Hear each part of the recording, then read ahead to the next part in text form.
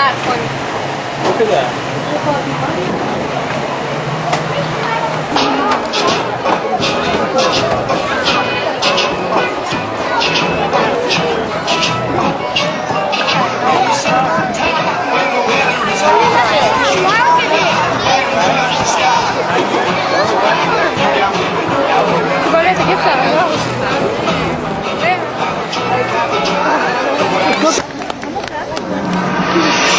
Well, good afternoon, everyone. How's everybody doing today?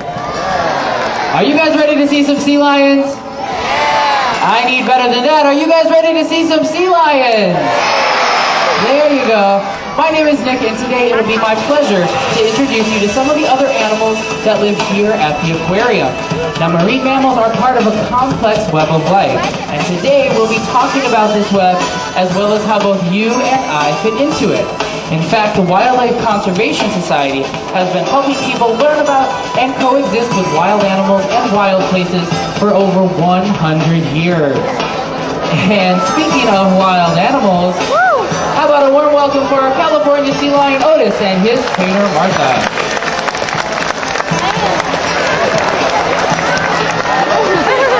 Now Otis is 16 years old and he weighs over 400 pounds. Otis was born at an aquarium, but his wild relatives can be found all along the Pacific coast. Sea lions are also very social animals and can be seen in large groups called rookeries. And rookeries can be pretty noisy places.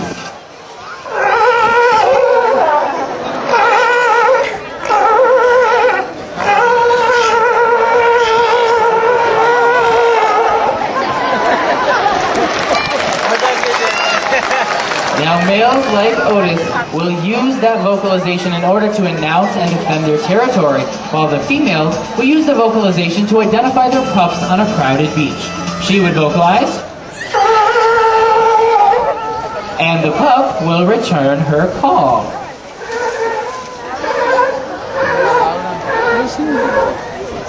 Now, another way that sea lions identify each other is through a breath exchange, and this looks a lot like a sea lion kiss.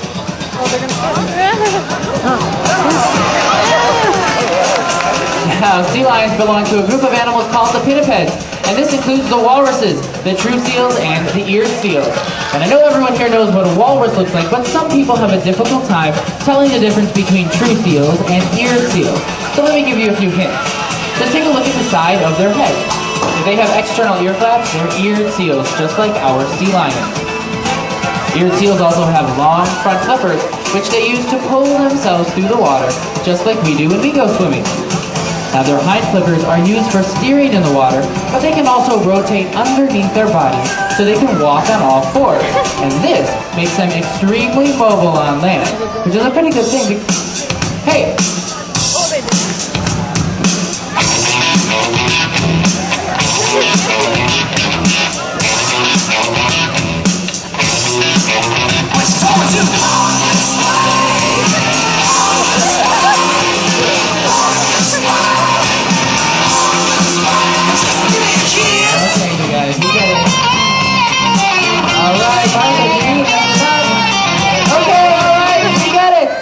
Thank you.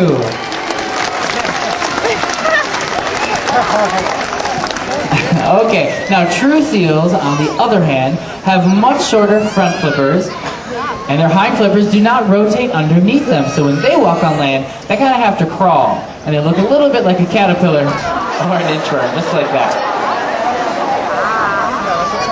Now in the water, sea lions are fast and agile, and watch Otis over there, they have very flexible necks. Yeah, that's a great adaptation for catching the fast-moving fish that make up their diet. All of these features make sea lions superb predators, but they don't always play the role of a hunter. Sometimes these guys are the prey. And there's another animal that prowls the water, stalking quarry, just waiting for the right moment to strike. The sea lion's primary predator is the great white shark! Otis, buddy, relax, that's just Osborne having a little bit of fun. But Osborne, this is no laughing matter because sharks are in some real trouble right now. Due to overfishing, many shark populations have decreased by as much as 80%. And, as a result, several species of shark may soon die out. Hey! Now wait a minute, you two. I know this might sound pretty good from a sea lion's point of view, but in the long run, this would not be good for any of us. Because when the numbers of shark populations fall, nature's balance is upset and the entire food chain could be threatened. That's right, you guys. So as strange as it sounds, we need sharks. In fact, all species need each other in order to survive. Now, sea lions in the wild spend a large part of their time avoiding predators and chasing after prey. They use a method of swimming called porpoising, where they leap out of the water, take a breath, dive back in, and continue their forward momentum. Now, using this method, they can reach speeds in excess of 15 miles per hour, and that is great physical exercise for them.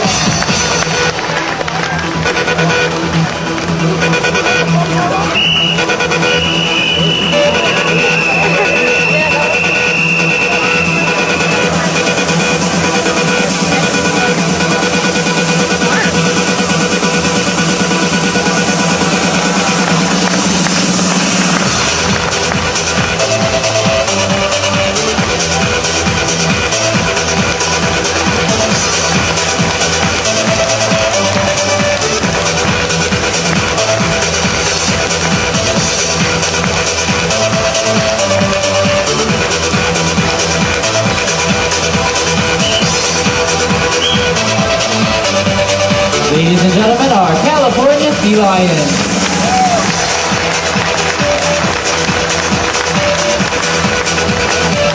Sea lions are just one of the many species found living in our seas, and they're part of a complex web of life that extends up from the water to all life on Earth. It's the choices that you and I make every single day that help determine the health of this web.